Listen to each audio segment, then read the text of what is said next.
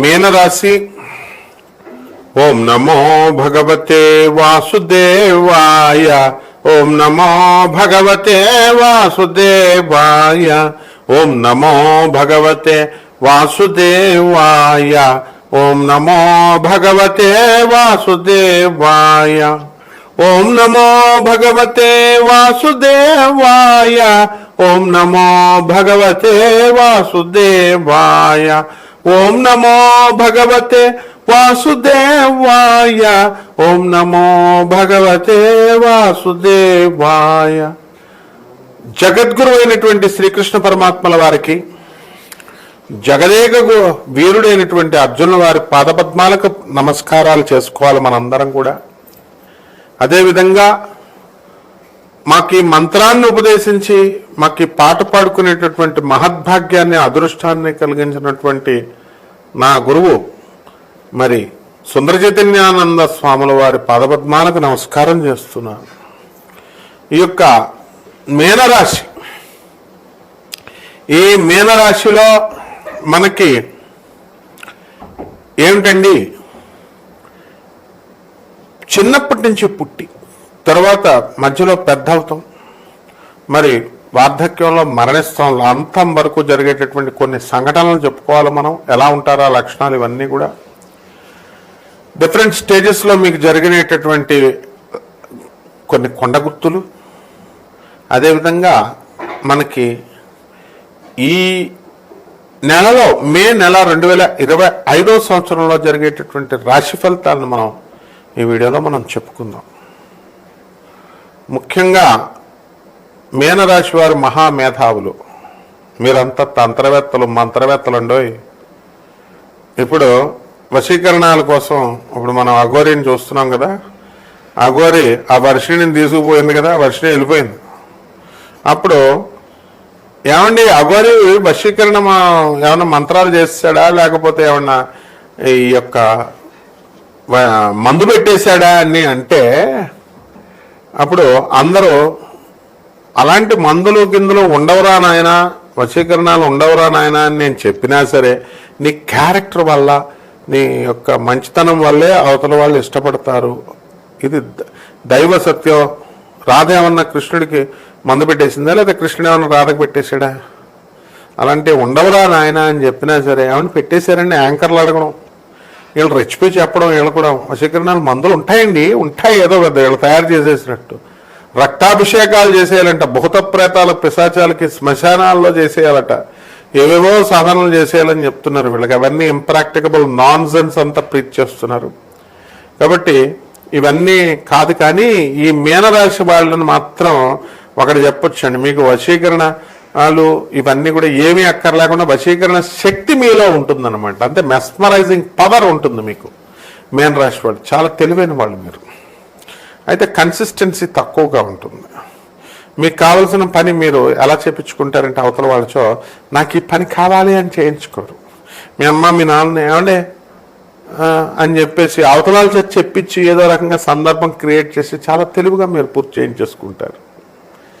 I admire your talent my boy. మీనరాశి వాళ్ళు అయితే వీళ్ళు స్పృద్ధూపులు, మంచి రూపవంతులు, కొరమైన శాంపులాగా ఇలా పట్టుకుంటే జారిపోతారు. అసలు ఈ మీనరాశి వాళ్ళందరికీ తెలియని రహస్యం ఏంటో తెలుసా మీకు? ఏమైనా కష్టాలు వచ్చేస్తున్నాయండి అంటున్నారు కదా.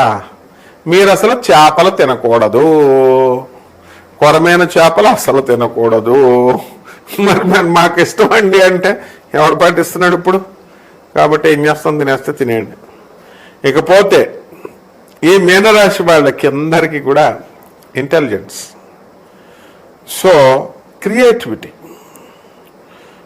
ఆకర్షణీయమైనటువంటి రూపం, ప్రేమ ప్రేమ ప్రేమ అంటూ ఈ మీనరాశి వాళ్ళు ఇతరుల వెనకాల పడతారు. అవతల వాళ్ళు కూడా ప్రేమ ప్రేమ ప్రేమ అంటూ మీనరాశి వాళ్ళ వెనకాల పడతారు. జోగి జోగి రాసుకుంటే ఏమవుతుంది, బూడిద రాలుతుంది. కృష్ణుడి వెనకాల పడండి రా బాబు, రాధమ్మ తల్లి వెనకాల పడండి రా అంటే వీళ్ళ వెనకాల ఒకళ్ళు పడి 6 నెలల్లో డైవర్సులు, 6 నెలల్లో బ్రేకప్లు. వర్షిని మన గోరి కూడా బ్రేకప్ అలాగే అయిపోద్ది, చూస్తూ ఉండండి. ఇకపోతే మనకి ఈ మీనరాశి వాళ్ళంతా కూడా ఏం చేయాలి? ఉద్యోగాలు కావాలి, అందరికీ కూడా వచ్చేస్తాయి.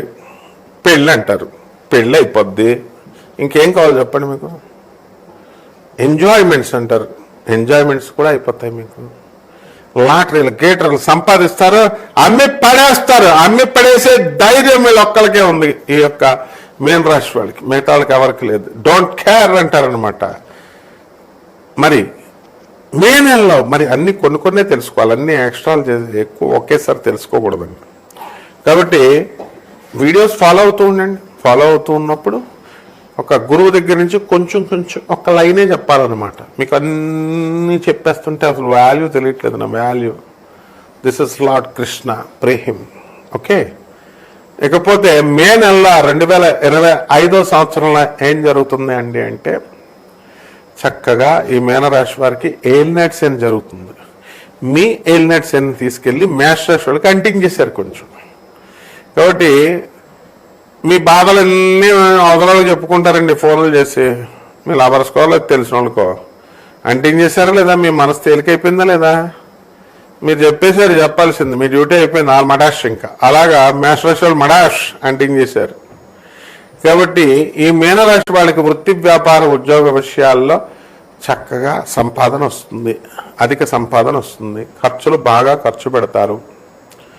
తర్వాత బంధుమిత్రులు విందు వినోద కార్యక్రమాల్లో మీరు చక్కగా కార్యక్రమాలన్నీ కూడా చేస్తారు.